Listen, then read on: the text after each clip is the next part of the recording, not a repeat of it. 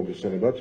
სუსის მიერ ჯაშუშობის ბრალდებით დაკავებული 2 ადამიანიდან ერთ ბრალი 2 სხვადასხვა სახელმწიფოს სასარგებლო სადაზვერვო ინფორმაციების მოპოვება შეედება.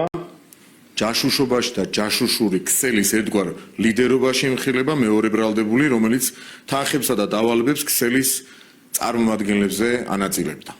აღნიშნული პირი იმავე სახელმწიფოს ეგრეთ წოდებულ სპეცსამსახურის რეზიდენტს წარმოადგენდა ბრალდების მიხედვით, რომლის სასარგებლოდ სადაზვერვო ინფორმაციის გადაცემის ბრალდებით რამდენიმე კვირის წინაც დავაკავეთ ერთი ბრალდებული.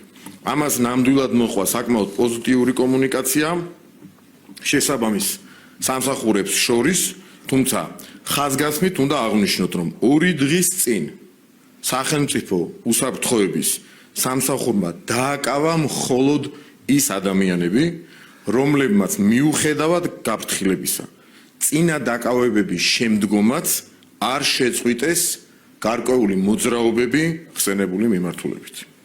იმედია ამ შემთხვევაში მაინც იქნება სწორი დასკვნები გამოტანილი შესაბამისი სამსახურების თუ კონკრეტული პირების მხრიდან და ყველამ უნდა იცოდეს, რომ დღეს ქართული სახელმწიფო, ქართული სპეცსამსახურები, ქართული სამართალდამცველები, ქართველი სამართალდამცველები და უსაფრთხოების სისტემა არის იმდენად ძლიერი, რომ მას შეუძლია ჩვენი ქვეყნისთვის უპრეცედენტო ღონისძიებების ჩატარება, რეალური ჯაშუშური ქსელების გაშიფრვა და მათი წევრების დაკავება, რაც იმ კატეგორიის ოპერატიულ და საგამოძიებო ღონისძიებებს მიეკუთვნება, რომელიც ძალიან უჭირთ ხოლმე გაცილებით ძლიერ და დიდ სახელმწიფოებს.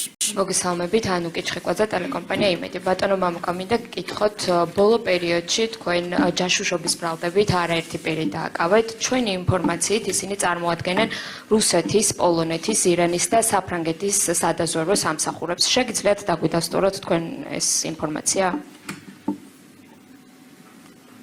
ვერ დაგიდასტურებთ, იმიტომ რომ პოლონეთი არაფერ შუაში არის.